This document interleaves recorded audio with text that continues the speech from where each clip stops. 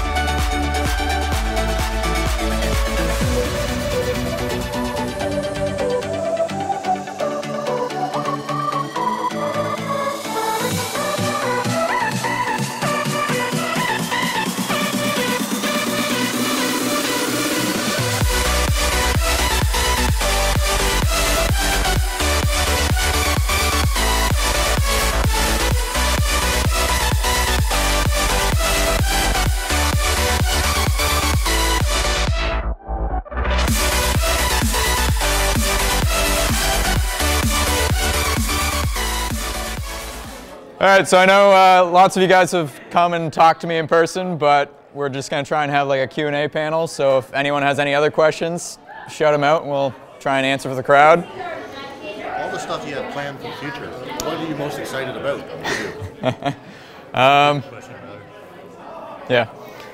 So the question was, what's our most anticipated project from the Hacksmith team? And I'd have to say that's the upcoming lightsaber project we're working on. So we anticipate it being as popular or more popular than the Captain America project for obvious reasons. And hopefully within the next few months before summer is when it'll be out. Any details on lightsaber? Thousands of amps. It's going to use more electricity than 3 households combined. So literally you could not take an extension cord from the power grid from 3 houses to power this thing. It's going to be a backpack of lithium polymer batteries, which would be very explosive if anything goes wrong. Been nice knowing you. Yeah. The grappling hook filming. Grappling hook filming is going to commence hopefully next week, over the next few weeks, because we have access to a pretty ideal filming location. Can't promise a release date, but hopefully soonish, within the month. And how high do you plan on ascending? There is a 4-story steel staircase on the side of the building, which we think would be a great example to go up, and it allows me to go up and then swing into the 3rd floor. We also have an elevator shaft, which would be kind of cool, so it should make for an interesting video. And we're planning on doing it in full Batman gear and trying to make some kind of story out of it. How long do you think until the Batman Tumbler takes place? So the Batman Tumbler is going to be an ongoing project probably all this year, because the amount of things we can add to it is pretty much endless. So the idea is basically hopefully 1 video per month adding some kind of new gadget. We have tons of stuff planned. We've barely cracked the surface of what we're going to add to that. We're talking grappling hook guns, night vision camera, mounting a turret like this on top, pop-out paintball guns, Roman candle launchers, GPS, bat trackers, whatever, like tons of ideas. What's your fantasy build? A more advanced exoskeleton, but we're going to need a lot more funding to do that. One project I'd love to do, we just need a sponsor for, is the power loader from the Alien movie. Because that's fully feasible, fully doable. It's just going to cost maybe 15, 20 grand, which we can't really afford right now. But as soon as we can, it's easy enough to design and build. Hydraulic or air? Hydraulic. Yeah, it's going to be able to flip a car for sure. 2 jaws of life on there. Yeah. Yeah. How long did it take you to make the exoskeleton? The very first one, So you had less tools then, so I guess it was harder? a little bit, yeah. I'd say probably 40 to 50 hours. So a week of full-time work. Our most complex project has been the Batman grappling hook gun, for sure. We've spent over hundreds of hours designing and building, taking it apart, rebuilding, fixing, rebuilding. It takes a long time to take it apart and then put it back together. And just the way that the string is wound in there, you have to take it apart a lot. So a good portion of the time we spent on it is just taking it apart and putting it back together. When do you think you'll achieve Ironman flight? Depends if we get funding. So we're planning on posting an update video for that soon. I'm sure lots of you guys have seen someone beat us to it. There's a British inventor who is sponsored by Red Bull and RS Electronics, and he used jet engines and was able to kind of hover. I'm still slightly suspicious of it because it was released just before April Fool's, so either it was a marketing stunt to do or it's somewhat real. There's also a chance they CGI'd out wires invisibly because like there's very little information on it. All the new information you see is just media companies basically making up fake news to make a better story about it, which it gets really annoying. And then we've gotten tons of messages like, oh, this guy beat you to it. It's like, well, they got funding, we didn't. So. When you visited Colin FURZE, did you get to see his flying motorcycle? I saw it. He didn't let me turn it on. It's obviously quite the dangerous project. He is planning on revisiting it this year, so that will be interesting. And last I heard, he's coming to Toronto in May, so he might be coming down to my shop to do a build with us, which will be pretty awesome.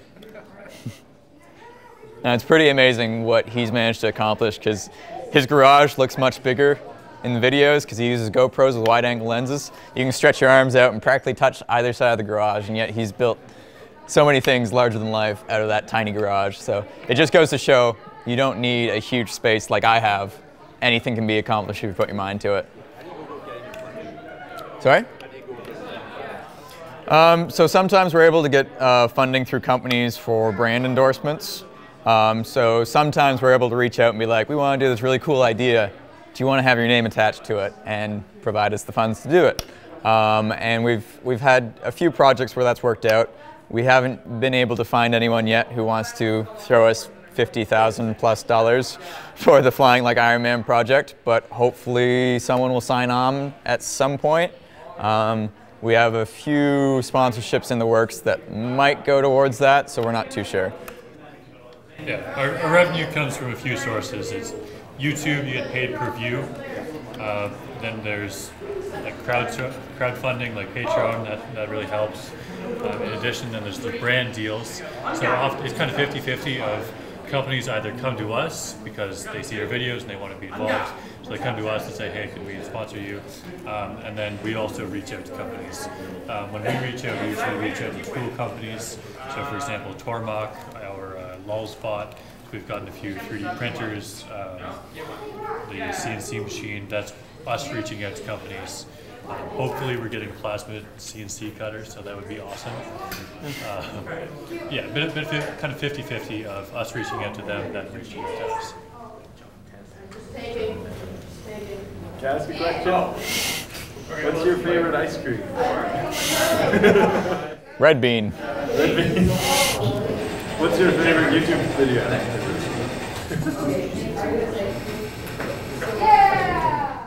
It's a good question. I don't know. Is it Darude Sandstorm? Yep. How'd you guys see yourselves in high school? So that's where Ian and I got started with building projects and doing stuff outside of school and whatnot.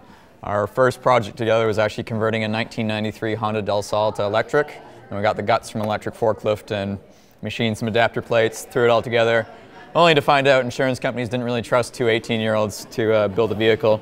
So that never got on the road legally, but it was a good starter project for us that really got us into building bigger things. And from high school, we knew we wanted to become engineers, so we went to Conestoga College to get a degree in mechanical systems engineering. It was actually in my last year of college that YouTube opened up the partner program to anyone, and that's when I actually started producing videos on a weekly basis. And I was like, you know, it would be really cool if maybe someday I could make a living from this. And I remember the first 2 years, I didn't grow much. I was making like $1 a day off ad revenue. I was like, it's possible.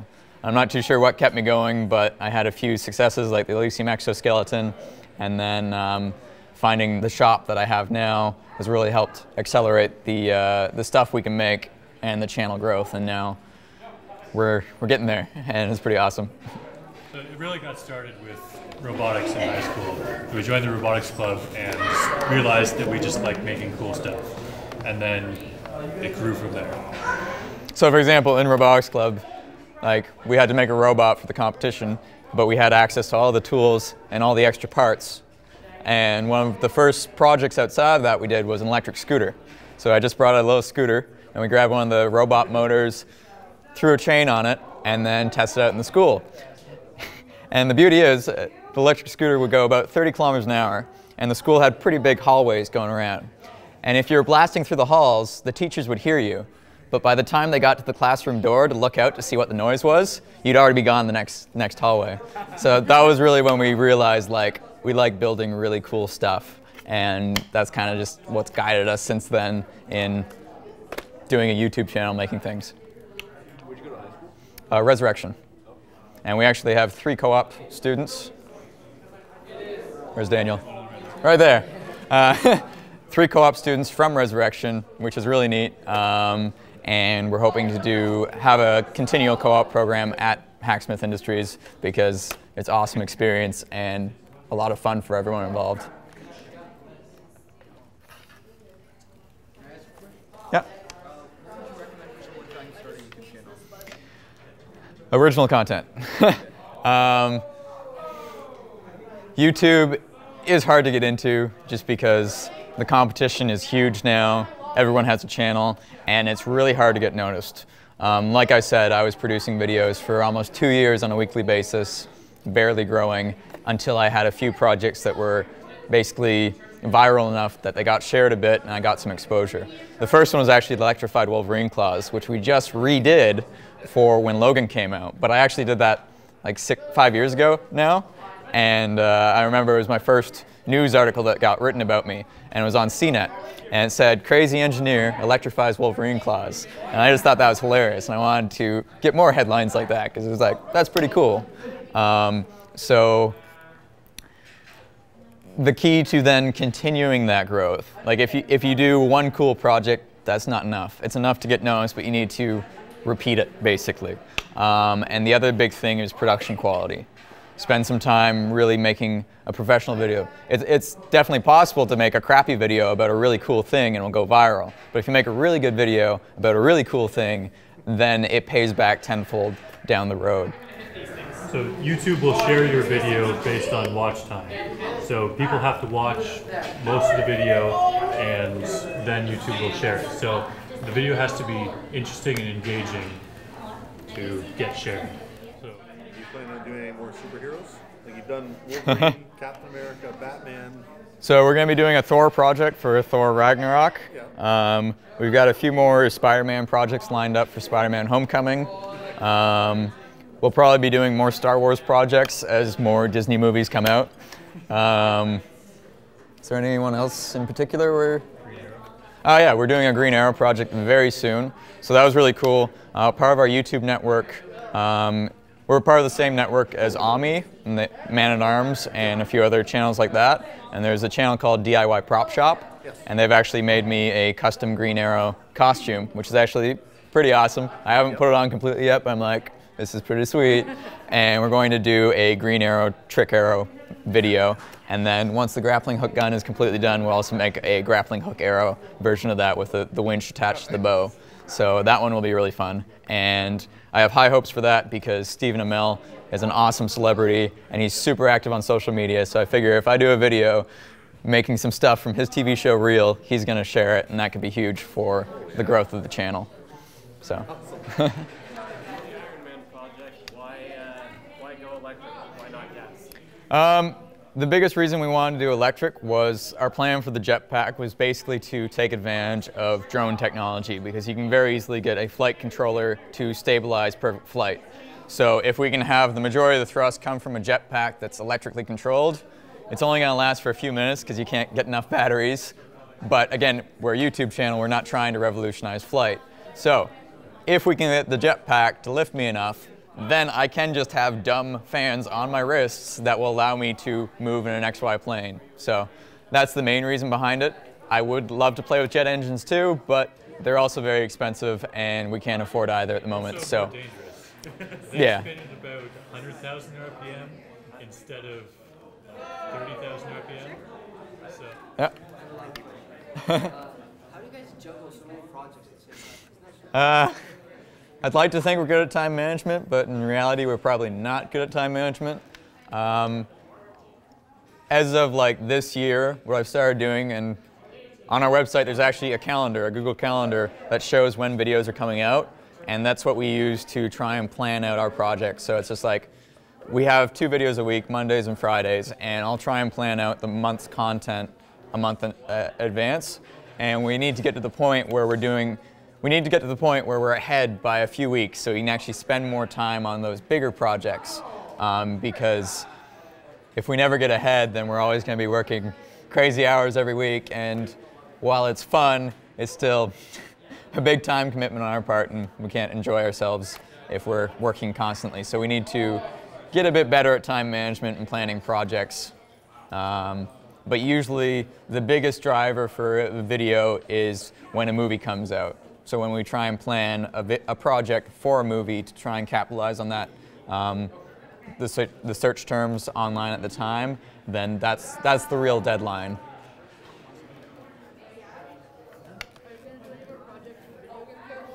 Yep, so we have a few more Overwatch projects planned, and we haven't done the Mass Effect test video yet for the plasma rifle, but I'm sure we're going to be doing even more in the future because video games are pretty awesome to make projects from. Honestly, we've been quite lucky.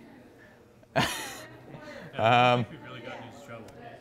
Not yet, anyways. How do you avoid getting into trouble? Usually we film on private property that we have permission to be at. Usually it's not a good idea to do something in public if there's any element of danger or public safety and whatnot. So I'd say we've mostly been lucky. I can see there's a chance we'll get in trouble at some point because some of our projects can be construed as dangerous and not safe. So hopefully it's not an issue, but who knows? We just try to mitigate the risks, and people generally understand that what we're doing is for entertainment purposes rather than destruction. So usually if someone comes up to like, oh, that's awesome, rather than, you shouldn't be doing that. And if you have a camera rolling, it doesn't help.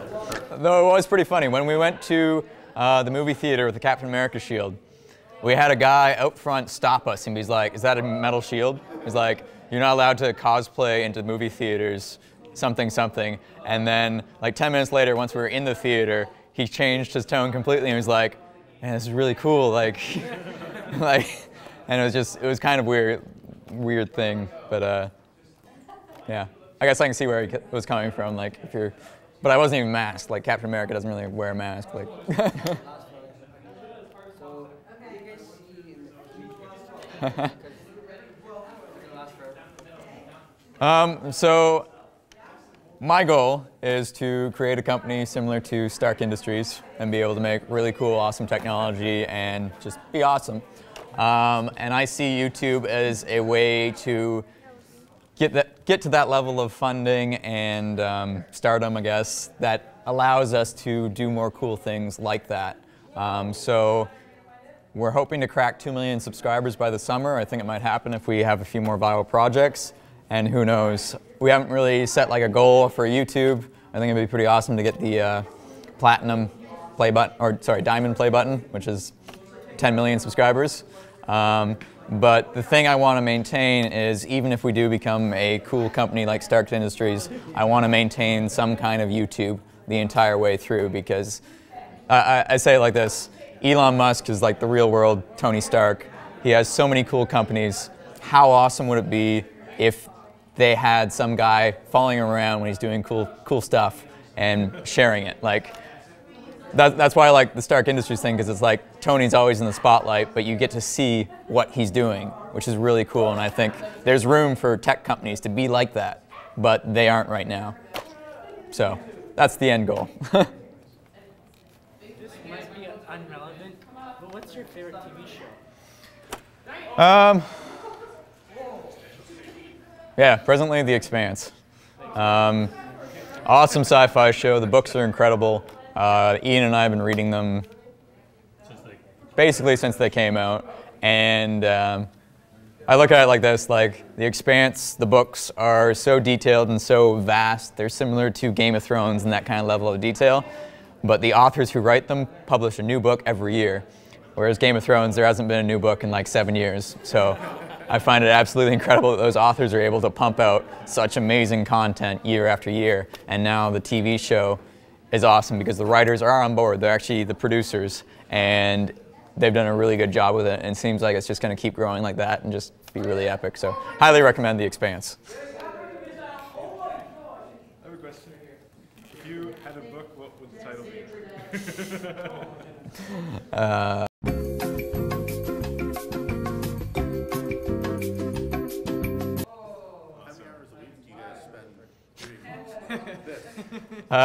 So having your work at home is both a blessing and a curse. I get up at like 6 every day. I'm in the shop by 8, and I'm usually in the shop until like 10 p.m. every night. So it's a pretty long days, and then I'm usually in there on the weekends too. So I definitely worked less when I actually had a real job. I enjoy this a lot more, but it's still a heck of a lot of work. Have you ever had any issues with intellectual property? Not yet. The nice thing is YouTube's a bit of a gray area when it comes to original art, I guess you could say, or not even original art, but like inspired art. The funny thing is the landscape's changing. TV shows need to get permission to use anything that has relevance to anything that's copyrighted. So for example, if our channel was actually a TV show, the network would have to get permission for me to even wear, like, if I wanted to wear a Batman shirt in the episode, which I think is ridiculous because, like, I bought the Batman shirt, shouldn't I be allowed to wear it wherever I am? But, like, you need to get those copyrights and whatnot. Because YouTube's so big and expansive, most companies don't really care, and really they shouldn't, because most of the time when we do a project about something, we're basically advertising for free for them. And it varies on the company as well. So I've heard Nintendo is actually one of the worst. If you use any even gameplay from a Nintendo game, they flag your video immediately, like if you use music, anything like that. And I think that's pretty stupid from their point of view because it's just going to raise more awareness. Luckily, Marvel seems pretty open to this whole making ideas from the Marvel universe. In fact, last year when we did our Captain America Shield project, Marvel actually hired Sufficiently Advanced, who's another YouTuber, to make a similar Captain America Shield project. So they actually hired him to do his YouTube video. So that shows that there's actually interest from the company to do stuff like that. The funny thing is, our video did a little bit better. So I'm hoping maybe Marvel calls us in the future. Yeah. Sorry, quick question. The new Spider-Man Homecoming trailer came out. Did you see it? And Yep. what did you think of it? I'm pretty excited for that movie. I'm pretty happy to see Spider-Man with everyone else from the Marvel Universe. I don't really like how companies keep their licensing rights alone. Like, another one would be Deadpool. Let's see Deadpool with the other X-Men, but so I'm hoping that movie's successful and goes to show the studios, like, let's work together. This is a huge industry. Let's not squander it. And we're planning quite a few Spider-Man projects when that comes out. So We've always been this way. James comes up with 10 ideas a day. Oh, it'd be awesome if we did this. That's practically what. And then Ian has to say no because it's like we got 5 other things we're doing today. So hopefully, as our YouTube channel continues to expand, we'll be able to produce even more content and do more projects and builds. Yep. Have you heard about Avengers Infinity War? Yep. I'm pretty excited for that movie. And I'm sure we'll do some Marvel-themed projects for when it comes out. We've also got a Guardians of the Galaxy project coming up, so that'll be neat. Yeah. Also, would you ever, if someone's interested in creating, like hiring you for a 3D printer, any work that way, or any work work in general for you? So generally that's how I started out. Now that what we found is it's not really worth our time to do small jobs like that because we're already so busy with the things we're doing. So sometimes money is tight and we need to do jobs like that, but in general we're trying to focus on investing in the business and building it up so that there are good returns in the future, basically. So it doesn't make sense for me to work minimum wage or something doing a project where I could be focusing on something that in the future is going to return tenfold for the business.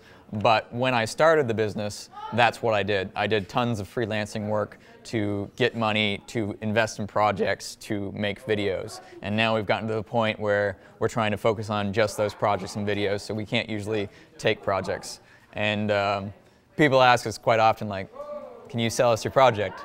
And usually the answer is no, because most of these projects take hundreds of hours. And it's just like, are you going to pay thousands of dollars for this? Because like it's a huge investment for us, and they're our babies, basically. Like, we don't really want to sell them. If some eccentric millionaire came up to us and was like, I want you to build another one of these for me, yeah, we're going to say yes. But unfortunately, we can't really do that for a small amount of money because it's just not worth our time, and it would be taking time away from stuff for the business, which is the important part right now. But that is how I got started. So for anyone looking to start something similar, sometimes you gotta do like little side jobs, and freelancing is great, and it can help fund your hobbies, which is awesome. Because if you can find a way to fund your hobbies, you're set. Yeah.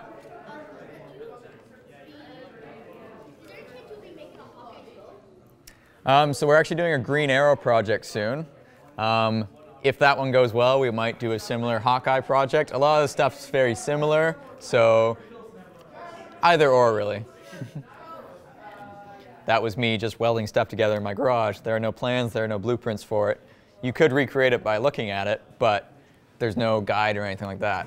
What we'd like to do is be able to design everything so much so that making a second one is easy. And someday what we're thinking of doing would be really cool is if we get big enough, we do a project, we show it in a video, and then we sell one extra version of the project, either for charity or for something like that, and maybe do one giveaway. But our channel will have to become quite a bit bigger before we can look into doing something like that, especially, and it's also very dependent on the project. We don't want to give away dangerous projects because there's a thing called liability, and yeah. For the planning itself, what program do you use? We use a few different CAD softwares. We're actually in talks with SolidWorks right now to get a sponsorship with them. And that's the main software that both Ian and I use during our careers as an engineer. So it's what we're most familiar with. And I'm a certified SolidWorks professional, so I'm really good at that software. So I'm really hoping the sponsorship goes through, because then we'll be able to use that software and show it in our videos and be able to show how we actually take idea to concept. Because I can see us doing live streams where it's like, all right, give me an idea, pick a good idea, and show the entire design. And then people are able to see like how we come up with this stuff and how we're able to go from idea to product. On that same topic, have you seen New York CNC's Yep. videos with Fusion 360? I'm assuming that's sort of what you want to do. Yeah, so New York CNC's awesome channel. They're also sponsored by Tormach. And we might not get to that level of detail because a lot of our projects, they're not really meant to be recreated. So when we can, we'll try and do that level of detail. But it's, again, highly dependent on the project. Yeah. So we currently do actually have a second channel called the Hacksmith Vlog channel. If you search Hacksmith Vlog, you'll find it. And what we'll be doing is we'll be posting more behind-the-scenes content there and more general vlog updates, because we tend to have mixed reception on the main channel when we do just an update video. A lot of our subscribers seem to only care about the final builds, so we're trying to segment it in that way. It depends a lot on the project, but generally any project will take a minimum of like 8 to 10 hours editing. Again, some videos will take weeks of editing, and we have an editor somewhere, that guy, and he edits most of the videos. I still edit some of the videos myself. I've been editing the videos since I started the channel, obviously, and I still kind of enjoy it, and sometimes when it's a very special project to me, I have the creative vision. I have exactly like how I want the video to be, so sometimes I'll edit in that way. But yeah. Yep. Is Hacksmith Gaming you or am I subscribed to phony? It's real, we just haven't posted anything yet. You're one of the first 500 subscribers to that channel. Yeah. What's your favorite of the virtual reality games? I really like the zombie game. If you guys haven't tried it yet, would highly recommend. Yeah, Brookhaven, sorry, it's called? Yeah, that one's a lot of fun, and I think VR, like we're still in the infancy of VR. It's going to be, as the technology continues to advance, it's going to be absolutely incredible. I was actually just in Florida last week doing collaboration with another YouTube channel, and I had a chance to go to Universal Studios, and I rode a few of the rides that integrate kind of VR with roller coasters, and it's still a bit like rough around the edges, but you can see like how awesome it's going to be in just a few years, like fully immersive, collaborative, like it's going to be sweet.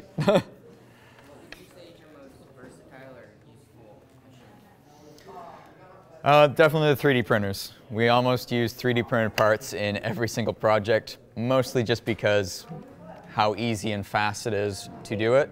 If we need, and cheap, yeah. If we need more strength, then we'll use our CNC machine and make it out of aluminum, sometimes steel. And if we get a CNC plasma cutter soon, we're going to be able to do complex shapes in steel plates and then weld. We'll be able to make anything at that point, I think. So having the right technology really helps. It's still possible if you don't, and there's tons of hacker spaces, maker spaces, and even local libraries now have 3D printers. So the technology is becoming more available to other people, and I think that's amazing. But even then, 3D printers, you can get a cheap one for 200 bucks, which is a great deal. If you want to learn how to make stuff, it's a great starting point. So for example, all of that is 3D printed. And the neat thing is, if you can see, it's actually designed around the Nerf gun to hold it really securely. And all we do to do that is we can take a picture of the side of the Nerf gun and then trace its outline in the CAD software, build a 3D model around it, and bam, you have a Nerf gun mount on a 3D printed part that didn't take that long to, like how long did this take to design? Like half an hour, 45 minutes? Maybe an hour. Maybe an hour? That's still pretty fast compared to how long that would have taken, say, 10 years ago when you didn't have access to stuff like that. Plastic injection molder. It Yeah. would take a long And the mold would have cost you 20 grand. Yeah. So where are you going with that? Like, 3D printing has enabled so many things, and it really is an amazing technology, which I'd recommend learning because it's the future of making things. Yeah. Yeah. How much was the 3D model? 3D printer? So the 3D printers we use are about $2,500, but honestly, you can get a printer for under $1,000 that is almost the same or equivalent, because there's so many printers out there, and even if you get a cheap one, it's possible to tune it to make it print as good as a more expensive printer. And yeah, and the neat thing is, like, even now, like our Lulzbot, the Taz 6, very reliable. It can print pretty big parts. When I worked at an actual engineering company, they had to use their $100,000 machine to make the same part that this can make for a fraction of the price. And it actually got to the point where sometimes the good 3D printers at work were all filled up, and I needed a prototype tomorrow, so I'm like, I'm just going to print this at home and bring it in. And then we ended up using that part that I made, and it's just like a consumer printer prints, in most cases, as good as the expensive printers. How much are the plastics going for? Typically, plastic's around $30 a kilogram, which, relatively speaking, is expensive. If you buy plastic in its raw form, you're looking at about $3 a kilogram. So there's a 1000% markup to get it into filament form and to capitalize on the 3D printer market. That being said, a kilogram of plastic goes pretty damn far. All this is maybe half a kilogram. So it's 15 bucks to make this. Again, like you were saying, if we were to injection mold that, sure, the plastic cost is cheap, but the cost to machine the mold and all that is huge. So, yeah, so I don't think the cost of plastic is definitely not much of a driver when it comes to making this stuff. And not to mention, if you do have access to a commercial machine, they charge you hundreds of dollars per kilogram, even though it's the same damn plastic, it's just their brand. So, really, it's pretty affordable. And there are some projects out there for recycling plastic, turning it into filament, and reusing it. Luckily, we have an awesome sponsor, filaments.ca, and they just send us free filament all the time, so we have no cost. Basically free for us. I think it'd be kind of funny if we electrified the handrails in the project. Can you move out of the way for a sec?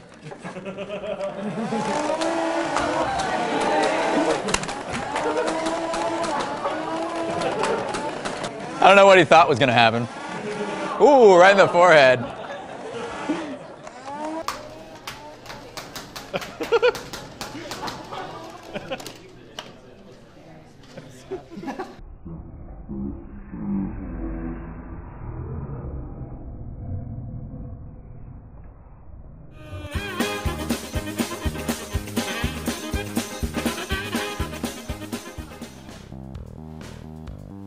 Remember, don't forget to follow us on social media. We post picture updates almost daily so you can stay in the loop on what we're doing in the shop. If you want to access behind the scenes content and see videos before they're released to the public, become a patron on Patreon.